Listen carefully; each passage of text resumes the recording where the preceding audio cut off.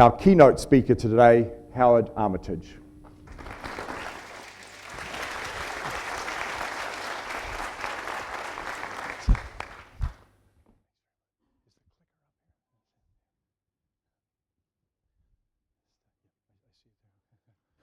Bonjour tout le monde.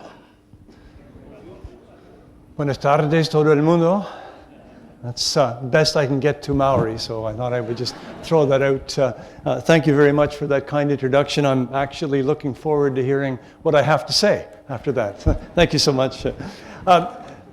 Let me just spend the very first few moments thanking a number of people that's made this visit possible for me. Ted Zorn, Rebecca Gill, Kel Marsh, Sida Russell, Connie He, and Fiona Mugridge. You've all been wonderful in welcoming me, making me feel very much at home, and introducing me to so many interesting things along the way. I hope I can reciprocate in these next few minutes with you. Also would like to say how nice it is for a Canadian to be in New Zealand. We have so many things in common. For example, we both can make jokes about the royal family, and we kind of understand what that's all about. We have these interminable debates about what the flag should be all about. We recognize that we have these kinds of things like tall poppy syndromes that seem to pop up more in our economies perhaps than others. We're told that we're very good innovators, we invent a lot of things, but we're not particularly good about taking them to commercializable ventures. A lot of these things in common, but having said that, we also recognize that we come from two countries where a good part of the population of the world aspires to be part of our communities. And if you look at income distribution across Canada and New Zealand, human development index across our two countries, we're among the best in the world, and no wonder people want to be part of what's taking place. The other thing I think we both recognize, and will be part of my story a little bit today, is the fact that to maintain that standard of living that was just mentioned here, an affordable thing, we both recognize that our key to that is innovation, and perhaps scalable innovation is the single biggest opportunity we have to maintain the standard of living, create the cities that we want to see happen, and make ourselves the leaders of what's taking place in the future.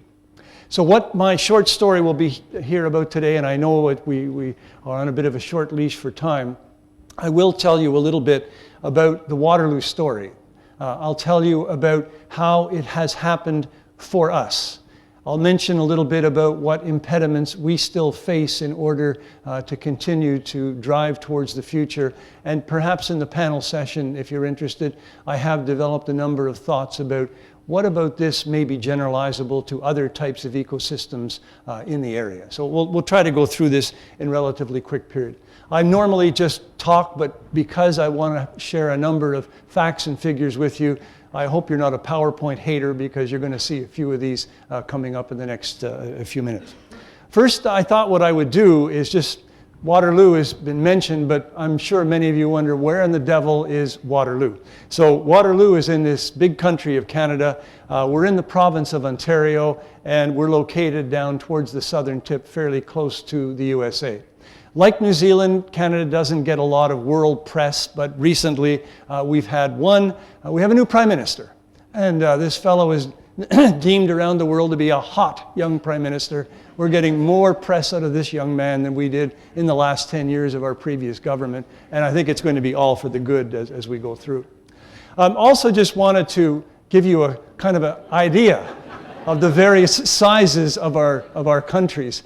Canada is over 6,000 kilometers wide, 6,000 kilometers high, and what you seem to have been able to do is pack all the excitement, all the beautiful mountains, the wonderful beaches, the great cities in this area of New Zealand that it's taken us 6,000 kilometers square to be able to pull off. It's a magnificent accomplishment, and I salute you for what you have been able to do in this particular country. All right, so let me just get on to the story now. And the story is that we are increasingly being viewed as a country as being very entrepreneurial. Now, there's a lot of rankings that are going out, and some rankings don't put us in quite as good a position as the one I have here, but I chose the one that made us look really good. We're number 2 here for good reason. There's a lot of things that are happening under the surface that are allowing Canada to move forward very quickly on that innovation frontier. But like New Zealand and like other countries, it's one thing to say your country is innovative or entrepreneurial, but the reality is it's only in certain areas where you see the clusters of entrepreneurship taking place. In Canada, there's literally only 4 or 5. We have Vancouver, we have Toronto, we have Ottawa, and the big one that has come up and surprised a lot of people is Waterloo. And it's that story that I'd like to share with you very briefly as we go through. Most of you won't know much about Waterloo at all, but there are a couple of things with which you might have some degree of familiarity. We are the home of the invention, the manufacturing, the distribution of the BlackBerry. And if you're young enough, perhaps you don't even know what the BlackBerry is anymore. But there was a time in the world when we had 70% of the world's sales of mobile phones and close to $100 billion valuation of the company. We're fairly well known for that. For those of you that are younger in the audience, or mothers or fathers that have teenagers, you might recognize this face. This is Justin Bieber. He comes from our area. We do not claim him any longer. He's turned into a jerk. We've sold him to the States. Let the States have him, and so on. We have the second world's largest Oktoberfest festival that draws tourists from all around the world. And something I'll refer to a little bit later, we're also in an area that is culturally known as Mennonite country. And this is a big thing in Waterloo, which I will come back to in a second. If I talk just a little bit more about Waterloo and say, well, that might have been yesterday, the things that people might recognize, what's happening today in 2015? In 2015, this is an area which is truly a hotbed of tech-related activity. There's a number of organizations that have sprung up. I'll go through this in just a moment. But the reality is, as the speaker said a moment ago, we're now being recognized, not by ourselves, but by outside sources that are saying this is one of the 2 top tech regions in North America, and of course, the first one being in the Valley.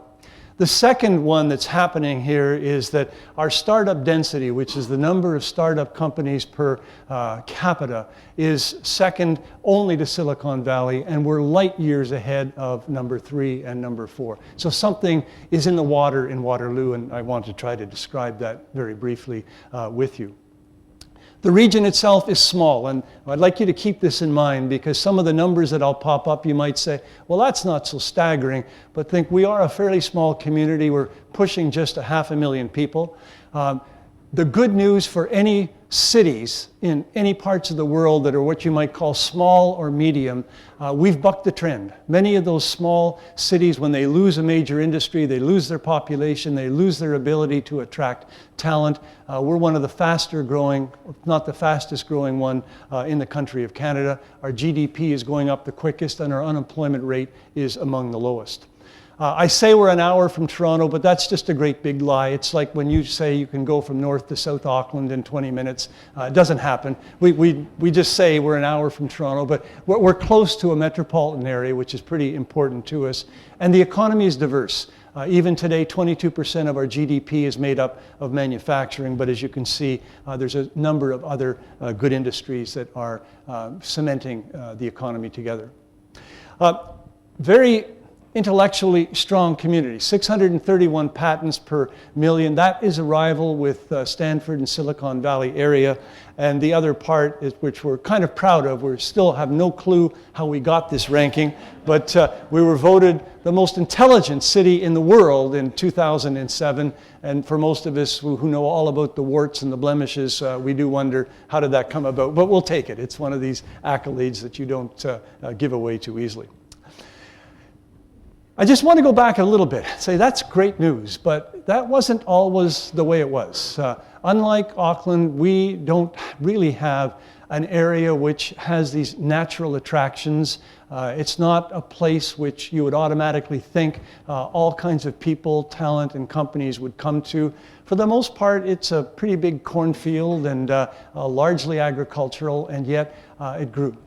We had a manufacturing base, and as you can see on the screen here, back in the sort of the rough years a little while ago, we lost some of that. Our productivity was down, our dollar was struggling, and a group got together. And we're talking about this idea of working together, communities working together. This was a great example of a community coming together, businesses, small government, advisors, mentors, academics, universities, to say, what could happen here? How could we turn this around? And I'm going to just give you the outcome and a little bit of the story as we go through. But if I said something like this, if we went back to the year 2000 and maybe even 2005, and just doesn't matter what the numbers are, we were struggling around at this kind of revenue rates and employment rates. And then if I just fast forward to today, we've just made major increases in almost any statistic that you could pop up. And for example, for that first one, that's a 300% increase in what we've got here in terms of the actual number of revenues that our companies are popping out. So let me just be very aggressive here for a second and just give you, here's some of the outcome of what working together has done and what the community can now say about itself. First of all, at any given point in time, in this small community of 500,000 people, we have 1,000+ tech startups. That is a crazy big number for a small community. And many of them have come through a system that is fairly well systematized now. We know how to do this. And I'll just give you one single example of how this has happened because he's close to my heart here. This is a fellow, Matt Rendell, who runs a company called ClearPath Robotics. Matt was a student that went into engineering, had no clue what he wanted to do, but through reasons I'll explain in just a second, he came to fall in love with robotics. He used this as his design project in engineering. He went on into a master's program, the Master of Business, Entrepreneurship and Technology, got the business side of the skills that he needed to actually leverage the technology that he was working with.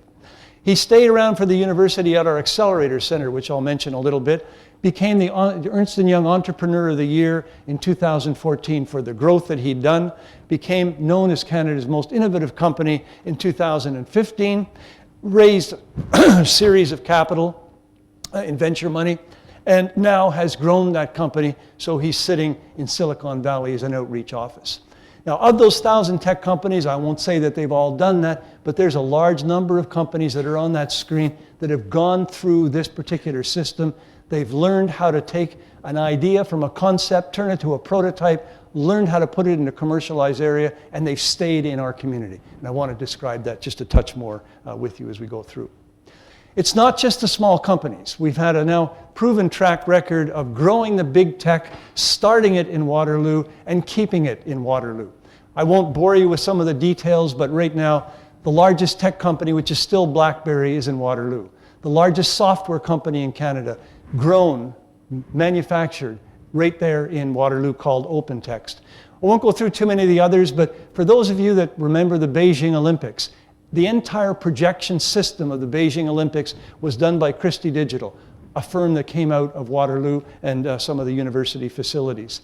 And then the last one I'll just quickly mention, since some of you in the audience are from the academic side, almost all of us have educational platforms. It could be Moodle, it could be Blackboard. The desire to learn that you see here is done by a second-year computer science student who went through very much the same similar techniques that Matt Rendell, I mentioned a moment ago, did. And now this is second and only just barely second to the largest educational platform in the world. So we're able to keep these kinds of major organizations in a very small community. And I think that's kind of the things that I heard you talking about before. We want to be able to attract them and keep them in the community. It's a very hot tech acquisition market. On the left-hand side, you'll see names of companies that you're all familiar with. The Googles, the Intels, they've come in now, and they're picking off these 1,000 startup companies as part of their exits. Last year alone, we had a significant amount of exit money taking place from our startup community. Venture capital is picking up. This was our Achilles heel. Small area like ours, very hard to get some of the major venture capital companies to come in. But now, with the advent of what's taking place with the companies that are staying there, we have venture capital money sitting in our community, looking around to help invest in the next bright idea, whether that be a social contribution or a commercializable type of venture. So all these kinds of things are happening. I'm going to wrap up this first part by simply saying this is a region that has been fortunate enough to punch above its weight.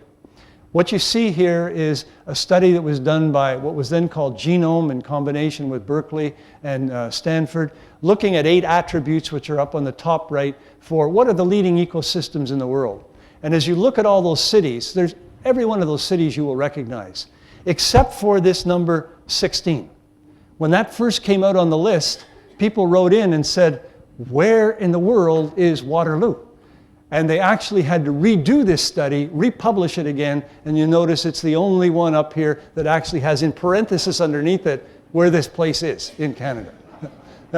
Now, this study has been replicated since, and it's now called the Compass Report, 2015. And the Compass Report had 3 questions that I'd like to try to get to with you on this.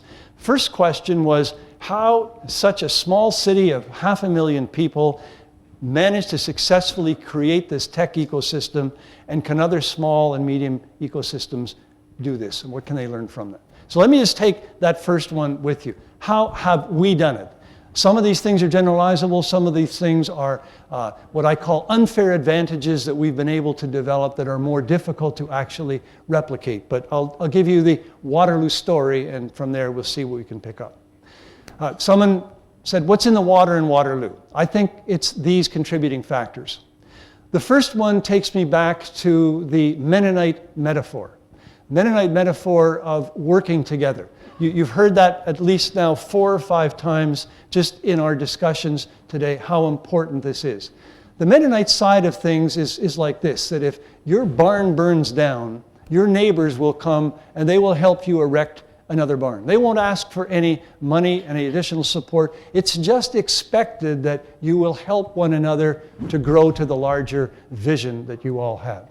This is very strong in our particular community. I can't, in fact, overemphasize it or say it another way.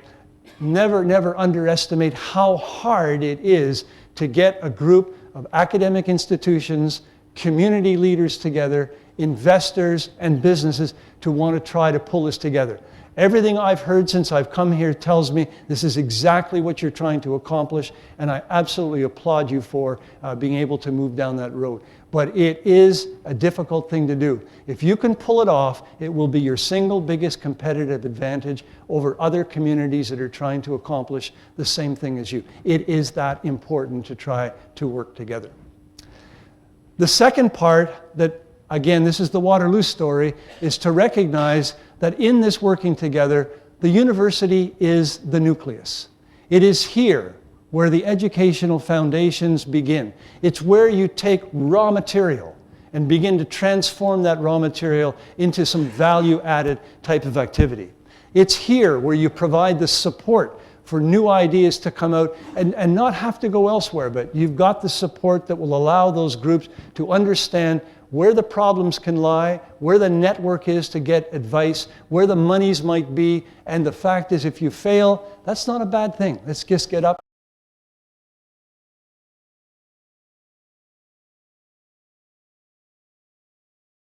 Entrepreneurial clusters, as an example, it's here where that kind of thing happens. If you can take that kind of nucleus, as I believe we have, and surround it then by the components that make it so important, that the business community and the university work hand in hand, and I'll try to show just how important that is in a second. Same thing with our communities, that they are part and parcel. It's not a town, it's not a gown, this is a cohesive unit together.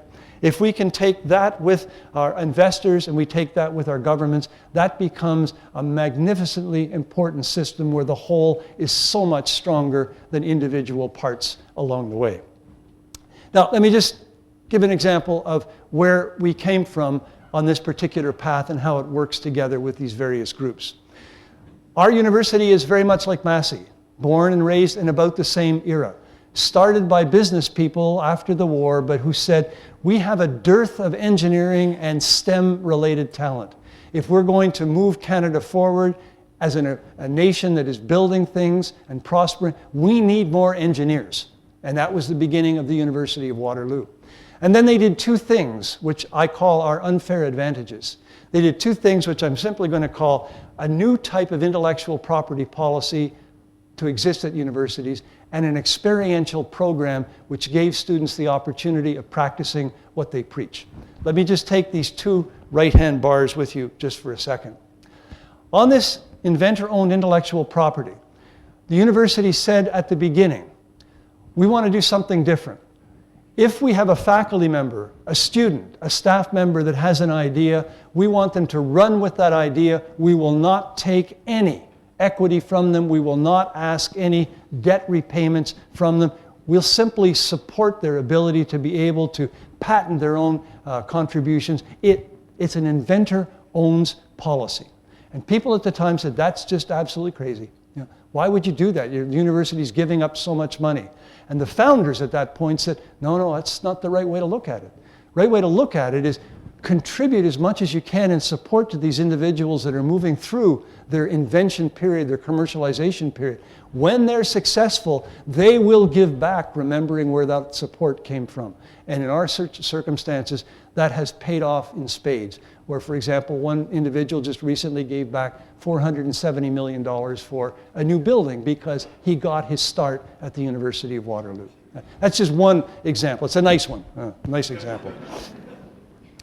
Second one that I'll point out here that I think is critical to the success that we've had is something called cooperative education. And I do want to just take a second and contrast this to the term that I hear here often as an internship. At Waterloo, the whole philosophy is, let's just take an example. Your son, you are an engineer, you're coming into the university in September. Your first 4 months, you're working on your academic courses, whether you're civil engineering or chemical engineering, or even if you're in arts or environment, it doesn't matter. It's all across the university. But the next 4 months, you're going out to work in an area which is related to that particular area. That work has been found for you by the university. That work is a high-paying job because the university won't allow employers to work with our students unless they view them as investments in the future. After that 4-month period of activity of work, the student comes back for another 4 months to work in their academic course of study. The next 4 months, they go back and work back in industry again. At the end of their 4-year undergraduate program, they will have completed 16 to 20 months worth of well-paid work experience. We have 6,000 plus employers who are part of that particular system. Every year we place close to 20,000 students in these jobs. The students graduate, they have very little debt at the end. The students graduate and almost 95% of them find jobs right away because they're in the system. But on this innovation ecosystem, the best part of this is when those students go out and work for different organizations, they begin to see that all is not right. There are pains that these corporations have. And they come back to the university with their academic course of work, and they say, I think we can have a gain to solve that pain. And they begin to form into groups saying, I think we've got an opportunity here of developing a new process, a new idea, a new spin-off area. Can we get the support of the university to help us move that thing through? The co-op program, while being absolutely phenomenally important for helping students pay down debts, get experience, make their classes more interesting, this is the heart of our innovation ecosystem. Students that have seen the world and now have ready-made educational capabilities to take them through and help solve some of these particular problems. This has given rise to the fact that Waterloo has now for 24 years in a row been ranked as Canada's most innovative university. It's because of what the output of the programs have done. And I'll just put another line and we get some other accolades here at the bottom as well. Let me just add a couple of things and I'll try to get on to my last part here. This has paid off very nicely because if we look at this chart, our students have been able to go out and actually get venture capital money. In fact, we're rated down here at number 16. There's not another Canadian school on here, and in the ability to be able to raise money from venture capitalists, we're 16th in the world. Now that's actually very conservative. The reality is that this is judged by the number of entrepreneurs that actually get funded. If you looked at the amount of capital that has been received by these entrepreneurs, we're number 5 in the world. And if you look at the number of unicorns, and as some of you know, a unicorn is when you get a valuation in excess of $1 billion, the number of unicorns, we're number 4 on that particular list. So the system has been able to produce a lot of these wonderful types of activities that have gone through. Every dollar that the province of Ontario gives to the University of Waterloo, what do they get back? And we found, again, very conservatively, every dollar invested, we return $8.80. And for any of you business people in the room that have your own return on equity, I defy you to come up with a return on equity that's as good as $1 given in, $8.80 coming back. That's a pretty good return. The bottom line, however, is even more important to me. The bottom line here is that of that $2.6 billion that comes back into our province for the University of Waterloo's activities, fully 1/2 of that has been accounted for by the new innovation ecosystem that's being generated, by the employment that's taking place, by the new buildings that are being put up because of the innovations that are taking place from the university. I didn't mean to do that. Okay, sorry. Yeah. All right. Universities then have a big role to play. And part of that is that if we're going to do this in a community like Auckland, then it's my belief that entrepreneurship has to be part of the strategic plan. It has to be part and parcel. More than just, this is an important thing to do. No, this has to be a fundamental pillar of the way we go forward. In Waterloo, we've done that, but I'll just use the last part. Inspired by our culture of innovation, we view our reputation as being a uniquely entrepreneurial university. Now, what does that actually mean? So I'll just give you our continuum of how the system continues to be able to perpetuate itself and generate the individuals that are coming out of that particular system. Here would be a view of the campus of University of Waterloo. We have 6 main faculties. We don't have a faculty of medicine, don't have a faculty of law, but we do have engineering, computing science, arts, environmental studies, applied health studies, and mathematics. Every one of those units is a very high research-oriented faculty. They're dedicated to producing research in their own areas. But overlying each one of these faculties is the entrepreneurial innovation continuum, which says that we will try to, no matter where you are on campus or even before, provide the inspiration to let you know what does it mean to be in that entrepreneurial world and what are the opportunities available to you. A very quick example is, you've heard of these things called hackathons. We have the biggest hackathon in North America, tracks 4,000 students from all across the world that come to it, 72 hours. It's just like a 72-hour pajama party where non-stop people are coming up with new ideas. But when people think then about an entrepreneurial university, this is where they want to go to get their inspiration in the future. Inspiration, very, very high. We're out in the high schools with our community of supporters along the way. Education is the next part. Not just education in the core disciplines, which is fundamentally important to people understanding their root discipline, but an education and entrepreneurship overlay. So students can get opportunities to see what entrepreneurship is about. They can take a minor in entrepreneurship, and along the way they're going to get opportunity after opportunity to practice what they do. I'll call this third one experimentation or discovery. This is something that I think most universities have missed the boat on. They create something, but they try to feel that incubation is what they need to put up right away. And most students are not ready yet for incubation. They're ready for discovery, to have a collision area to talk to people in like-minded areas. Create a residence where entrepreneurs can go in and be part of a common group to discuss areas that are taking place. This is big, big, big stuff at Waterloo, this idea of experimentation and discovery.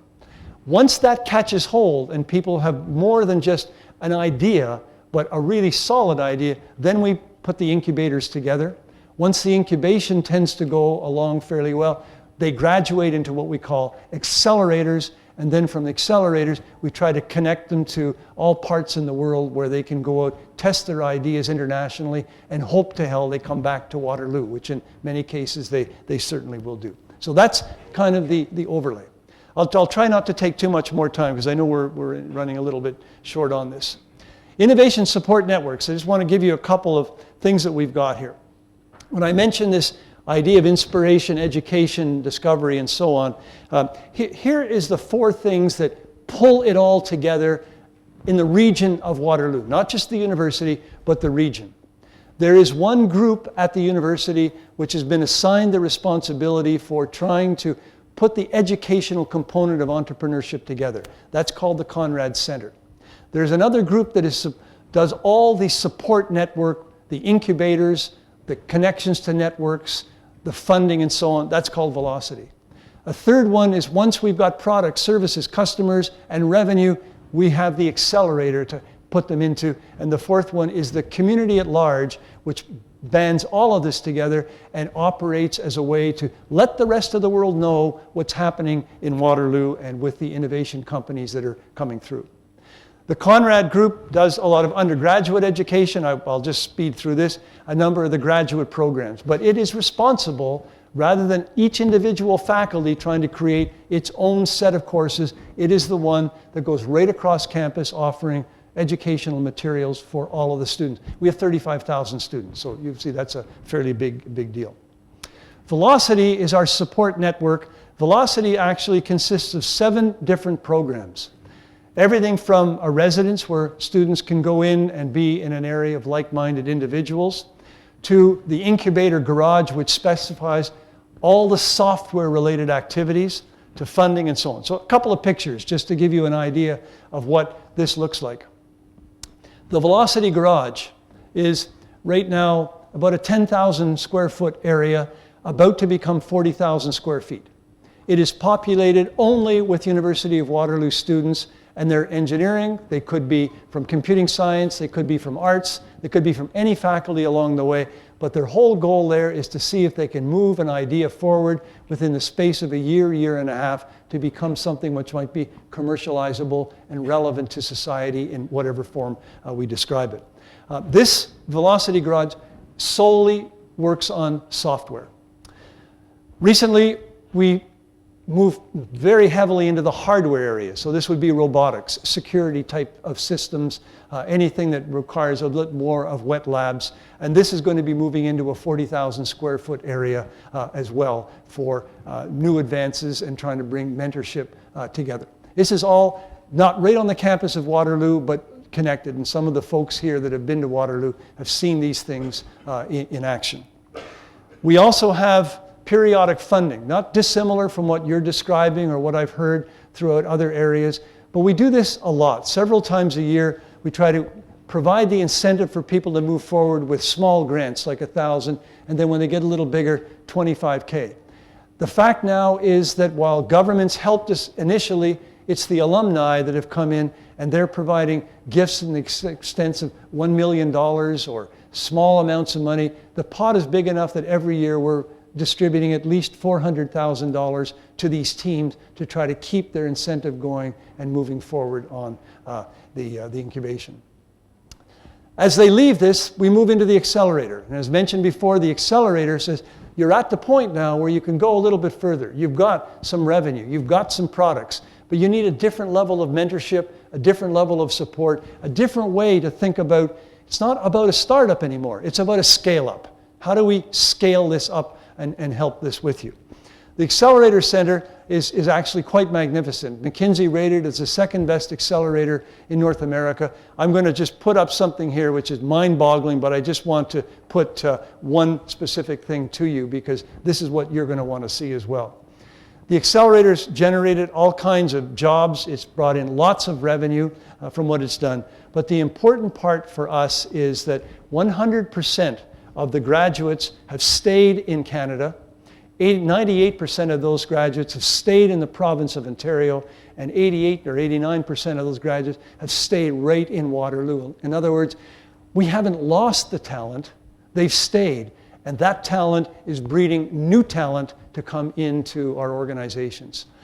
One of the great things that's happened is larger corporations are now coming into Waterloo and setting up what I call outposts of innovation, where they're now working concurrently with these smaller groups, and again, the whole is greater than the parts that are going through. Something fundamentally different is happening in Waterloo. We're getting the venture capitalists coming in, but because we're being able to keep attracting that talent, other people are saying similar things, which I won't bore you with, but it's got a number of very positive impacts coming through.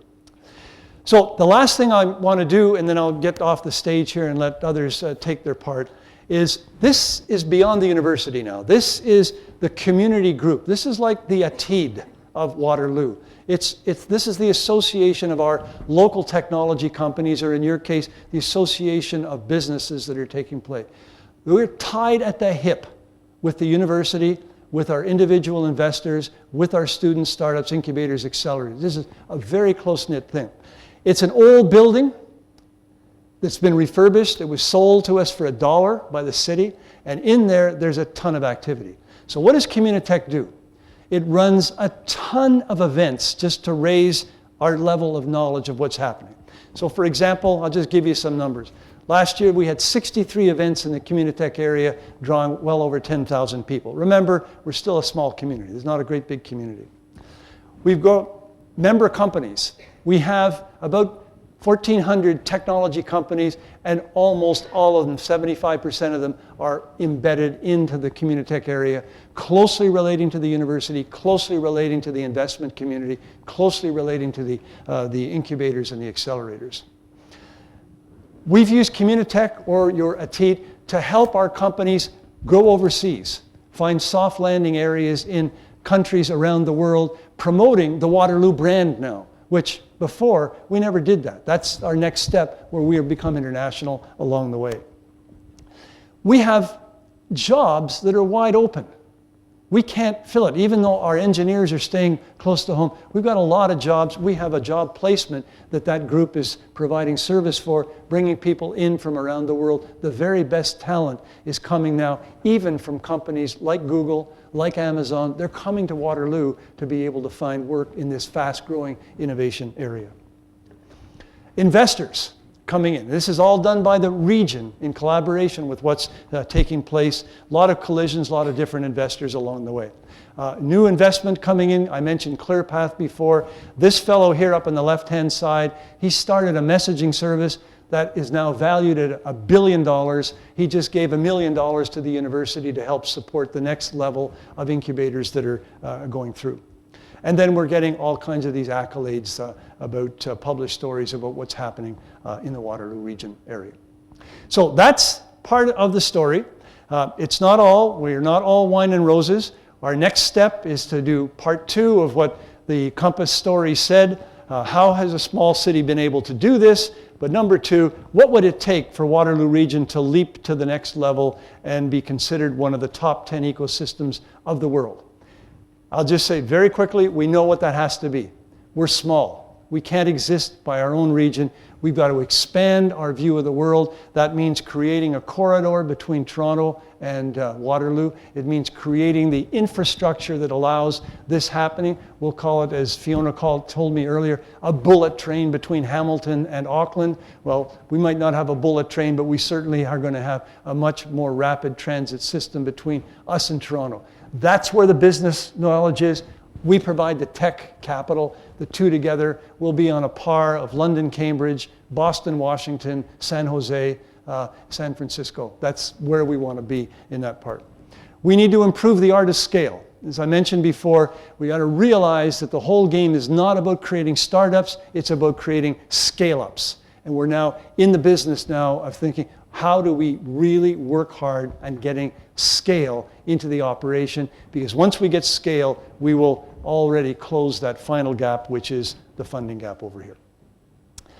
I'm going to stop at that point and say I had a third question, and I'm going to hold that one for the panel discussion for those of you that might be interested in hearing this. But the other thing that the Compass report said, and I call this David and Goliath, because in all the reports they're talking about the large ecosystems. Waterloo is the David here. Sorry, I'm doing something wrong. Yeah. Anyway, the last part of this is then what are some of the generalizations that can be made from our experience that might be helpful here. I've already heard a lot of what you've said earlier, and I think I'm very much in the same sync mode as some of you. Sorry to go on so long, and thank you so much for listening to what I had to say.